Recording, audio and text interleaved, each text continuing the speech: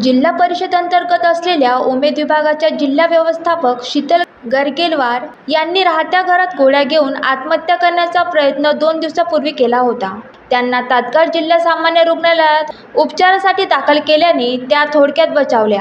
याचीच माहिती होताच उमेदच्या अनेक कंत्राटी कर्मचाऱ्यांनी रुग्णालयात धाव घेतली होती.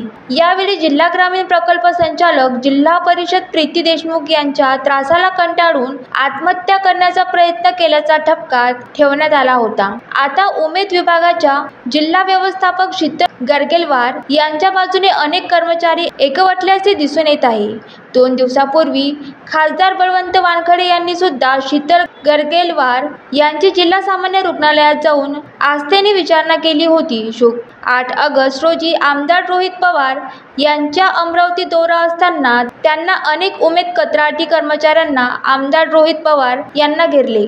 वरिष्ठ अधिकाऱ्यांवर कारवाईची मागणी करण्यात आली. 12 वर्षापासून एकाच ठिकाणी अधिकारी कसे असा प्रश्न उपस्थित करून वरिष्ठ अधिकारीकडे चर्चा करून कारवाई करण्यात येणार असे आश्वासन आमदार रोहित पवार यांनी दिले. की ज्या संगीता शीतल मॅडम आहेत ज्यांनी आत्महत्या केलेली आहे, तर त्या आत्महत्या करण्याचा प्रयत्न तिथं केला होता. त्यांच्यावर कामाचं प्रेशर होतं.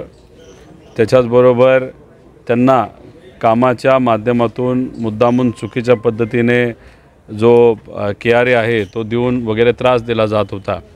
तुमच्या संघटनेचे सर्व लोक CO मॅडम ज्या आहेत त्यांच्यासमोर होते. ती चर्चा झाली. ती चर्चा झाल्यानंतर मॅडमचं मत होतं की तिथं आम्हाला ॲक्शन घ्यावी लागेल, प्रोसिजर आहे. पण मग तुमच्या संघटनेच्या लोकांचं ऐकल्यानंतर आम्ही तिथं जी भूमिका मांडली ती मांडल्यानंतर ते त्या शीतल मॅडमच्या बाबतीत रिकन्सिडर करणार आहेत. कारण शेवटी CO म्हणून या जिल्ह्याची जबाबदारी त्यांच्यावर असते. आपला जो विभाग आहे MSRM हा विभाग महत्त्वाचा आहे, पण जिल्ह्याचं प्रशासन बघत असताना तो एक त्याचा भाग बनतो. त्यामुळे ज्या देशमुख मॅडम आहेत त्यांच्याबद्दल तुम्ही कंप्लेंट केलेली आहे, त्यांच्या विभागाकडनं जी फाईल येते ती फाईल ही CO मॅडमकडे जाते आणि तिथं कारवाई केली जाते. त्यामुळे मॅडमला हे सांगितलं की इथं असणारे आमचे जे कॉन्ट्रॅक्टवर काम करणारे हे जे सर्व कर्मचारी आहेत ते महत्त्वाचे आहेत.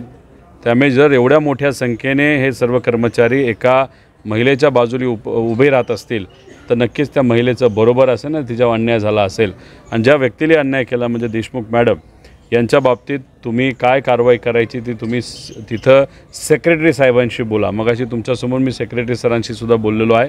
त्यामुळे मॅडमने सांगितलेलं आहे शीतल मॅडमच्या बाबतीत आम्ही तुर्तास कुठली त्या ठिकाणी कारवाई करणार नाही आणि तिच्या संवेदनशील दृष्टिकोनातून त्या ताईशी बोलून चर्चा करून तुमच्या सर्व पदाधिकारी संघटनेच्या पदाधिकाऱ्यांशी बोलून त्या ठिकाणी मग पुढचे तिथं कारवाई केली जाईल. नाही तर कारवाई म्हणजे तिला परत त्यांना कामावर घेतलं जाईल असं त्यांनी भूमिका मांडलेली आहे. त्यामुळे मला असं वाटतं त्यांना जर परत कामावर घेतलं जात असेल तर एक सकारात्मक भूमिका आहे. आणि देशमुख मॅडमच्या बाबतीत बऱ्याच लोकांनी कंप्लेंट केलेलं आहे. त्यामुळे परत एकदा मी सेक्रेटरी सरांशी बोलतो, मॅडमशी आत्ता बोललेलो आहे. आता इथं तुम्ही जर बघितलं असेल तर मी कुठेही राजकीय भूमिका घेतली नाही. मी फक्त तुमच्याबरोबर तुमच्या एक भाऊ म्हणून एक कार्यकर्ता म्हणून इथं तुमची गोष्ट मॅडमसमोर मांडलेली आहे. आणि मॅडमलासुद्धा माहिती आहे, सेक्रेटरी सरांनासुद्धा माहिती आहे की जर इथं आम्ही ताकदीने तुमच्या पाठीमागे उभं राहिलो, उद्या जाऊन जर आज जे काही शब्द दिले ते जर पूर्ण नाही झाले तर उद्या आम्ही ताकदसुद्धा वाढवू शकतो. हे सरकारलाही माहिती आहे, सेक्रेटरींना पण माहिती आहे, CO मॅडमला पण माहिती आहे. त्यामुळे आज जो दिलेला शब्द आहे तो नक्कीच पूर्ण करतील असं मला त्या ठिकाणी वाटतं. आणि जर ते पूर्ण नाही झालं, जर कुठंतरी अन्याय हा तुमच्या सर्वांवर आणि त्या मॅडमवर तिथं झाला तर तुम्ही सांगाल तिथं तुमच्या आंदोलनाला पाठिंबा देण्यासाठी मी कुठेही असलो तरी मी तिथं येणार म्हणजे येणार असा शब्द या ठिकाणी आपल्या सर्वांना देतो. ठीक आहे. आणि देशमुख मॅडमच्या बाबतीत ती जबाबदारी जी आहे ती काढून दुसऱ्या व्यक्तीला द्यावी, नाहीतर त्यांची बदली व्हावी असं. कारण बदली याच्यासाठी करावी लागते कारण का एकाच पदावर 12 वर्ष जर एक अधिकारी राहत असेल तर ते प्रशासकीय यंत्रणेसाठी लोकांच्या हितासाठी नसतं. त्यामुळे ते टेक्निकली बसत पण नाही धोरणामध्ये. त्यामुळे त्या धोरणावर बोट ठेवून त्या मॅडमची बदली झाली पाहिजे अशी भूमिका तिथं मांडलेली. असा प्रस्ताव हा सेक्रेटरी साहेबांकडे तिथं जाईल आणि त्या बाबतीत ते निर्णय घेतील अशी अपेक्षा करूया. पण मी स्वतः मंगळवारी नाही तर बुधवारी सेक्रेटरी साहेबांना मंत्रालयात जाऊन भेटतो तुमच्या सगळ्यांच्या वतीने.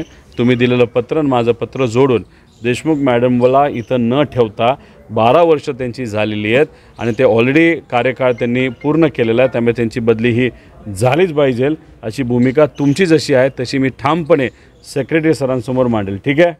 थँक्यू. यानंतर असं विदर्भ सिटी न्यूज अमरावती.